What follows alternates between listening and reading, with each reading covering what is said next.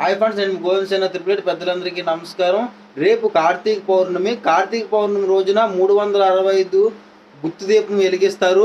365 గుత్తు దీపం ఎందుకు వెలిగిస్తారు అంటే 365 రోజుల్లో ఏదో ఒక రోజు కానీ ఎన్ని రోజులు, 10 రోజులు, 20 రోజులు, ఎన్ని రోజులు దీపం ఇంట్లో వెలిగించుకుంటా ఉంటారో ఆ దోషం పోవడానికి 365 రోజులు గుత్తు దీపం ఆ రోజున వెలిగిస్తారు.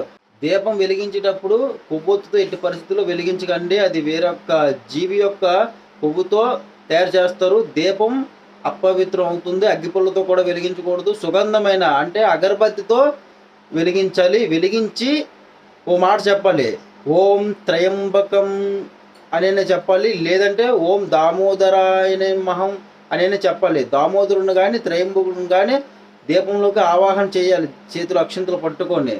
ఇలాంటి మరిన్ని వీడియోలు కావాలనుకుంటే నా ఛానల్ సబ్స్క్రైబ్ చేసుకోండి, లైక్ చేయండి, షేర్ చేయండి. ప్లీజ్ సపోర్ట్ మీ. ఓం నమః శివాయ.